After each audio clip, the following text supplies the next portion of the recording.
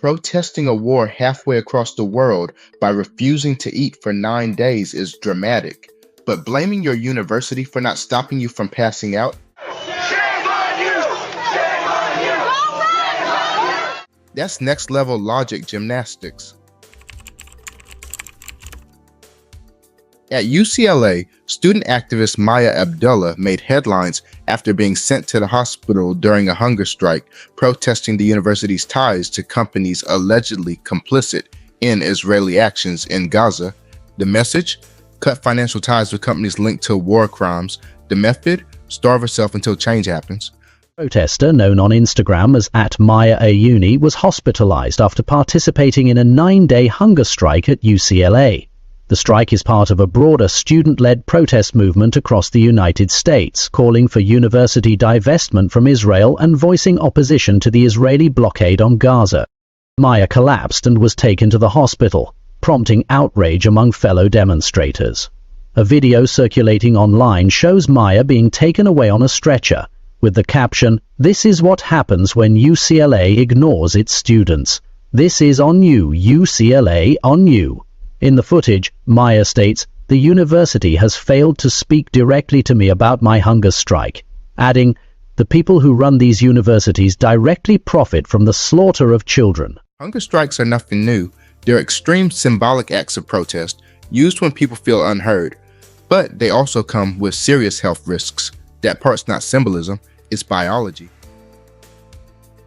And look, let's be real here. The war in Gaza is one of the most polarizing issues on the planet. Entire governments can't agree on what to do. Civilians are dying, aid is being blocked, and people everywhere are angry, especially students on campuses like UCLA. Tension spilling over at UCLA as protesters clash on campus. Back up! Back up! Demonstrators swarming past security barricades. Dueling rallies facing off. Pro-Palestinian protesters calling for an end to Israel's war in Gaza. Enough is enough. The violence has to stop. We're here for a ceasefire. Students have a right to be outraged. They want to use their voices, their bodies, their money, whatever tools they got to push for accountability. That's admirable, but that doesn't mean every tactic is effective or reasonable. Now, here's where things take a turn. After Maya collapsed and was taken to the hospital, activists started blaming UCLA. Yes, you heard that right. The university was criticized for not doing enough to intervene in her self-imposed hunger strike. Before I say anything in this video, I want to say thank you to everybody who's checked up on me. It's been a very wild couple of days, and I just wanted to update you guys on what happened. So on day 9 of my hunger strike as a UCLA Palestinian student, I very unexpectedly passed out at my school and had to be rushed to the hospital in an ambulance. Before I passed out, I was walking in a protest and I felt lightheaded, but I hadn't felt like I was going to pass out. And then when I got to school, we walked for like 10 minutes before I hit the ground. I was very lucky to be with friends who called the ambulance immediately. I had a feeling that I was going to be hospitalized from before, and I told my friends not to call the ambulance if I did faint because I don't have the funds to pay the ambulance bill. But when I was unconscious, I just had to go in the ambulance. And when they came and found me, I was choking on my vomit a little bit, and then they put me on my side and I didn't have anything in my stomach, so it was just like bile. But then they took me to the hospital. In the ambulance, they gave me an EKG and they found out that my resting heart rate was 40% normal than the average person's resting heart rate, which is really scary. It was like I was running a lot and I was just laying down. So that was scary, and they were really scared that I had done like some type of damage to my heart. So I wasn't hospitalized just because I wasn't eating. That was definitely a factor, but there were multiple factors involved in why I had to go to the hospital and why I fainted.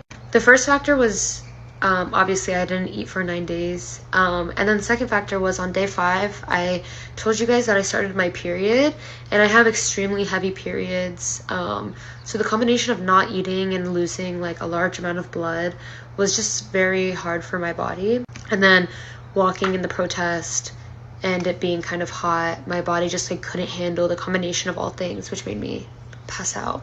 I didn't have my phone when I was in the hospital, so I'm just like replying to people now. Thank you so much to everybody who reached out, and I just want to say a huge thank you to my comrades and friends that showed up to the hospital immediately. My friends at the Chapman SJP and my friends at the Long Beach SJP, you guys are amazing.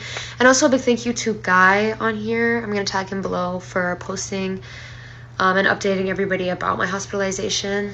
And to answer the big question, did UCLA respond to my hospitalization? No. When I was in the ambulance driver called UCLA and gave them a courtesy call to tell them that one of their students was rushed to the hospital, and UCLA administration literally never said anything.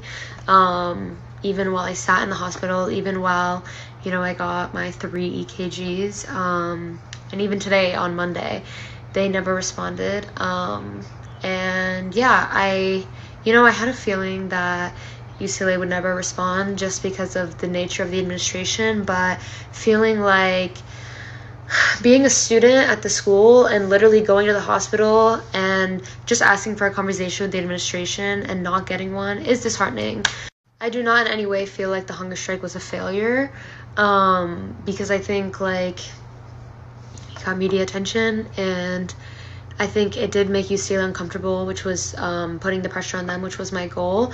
And I think this is just a step towards divestment. I don't think it's one big thing that's going to make UCLA divest. I think it's a bunch of little things. And today I saw online, completely unrelated to my hunger strike, that 9 aid trucks were just let into Gaza. And I know 9 is nothing for the millions of people who live there, but it is something after over 75 days of forced starvation. So I'm praying that the borders open up more, and I'll definitely update more in another video, but I just want to let you guys know that like I am okay. Because apparently universities now need to serve as both political battlegrounds and 24/7's personal health guardians for protesters who voluntarily stop eating. Let's be clear, UCLA is under no obligation to enable, support, or prevent individual students from engaging in self-harm, even if it's for a cause. They didn't tell her to stop eating. They didn't ignore her when she collapsed. EMS came, she was hospitalized. The real issue here isn't hunger strikes or even Palestine. It's the weird expectation that every institution must bend to one person's protest playbook, no matter how extreme it is. This is a college, not a hostage negotiator. You want to protest? Do it, but own the consequences. Demand we've heard from protesters at both USC and UCLA, but the two schools took very different approaches. Last week, you may remember USC took a tough approach, calling in the LAPD almost immediately to break up the protest there, while last night it was hours before UCLA called on law enforcement. Eric Leonard joins us as well out here tonight. Eric, why such a stark contrast in the way the two schools handled this? Well, the sense we have is that part of this was just chronology and timing. After all, the events at USC happened before the events of UCLA, and that image of, we showed it live here last week, of those dozens of police officers marching in line to go clear out the demonstrators, is an image that it appeared UCLA and maybe others in the UC administration wanted to avoid. It should be said that at the USC event, police made 93 arrests. There were no injuries, no uses of force.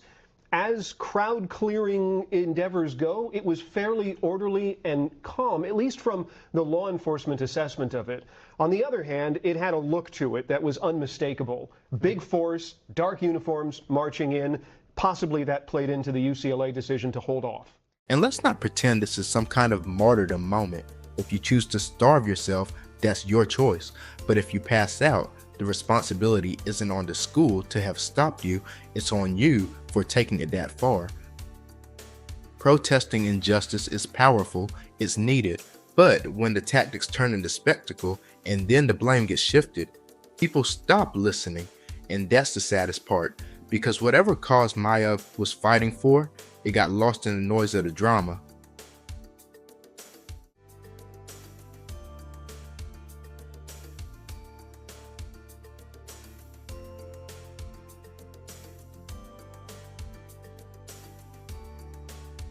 Maya Abdullah's hunger strike says a lot about the passion students have and the confusion about who's supposed to fix what. Protest all you want.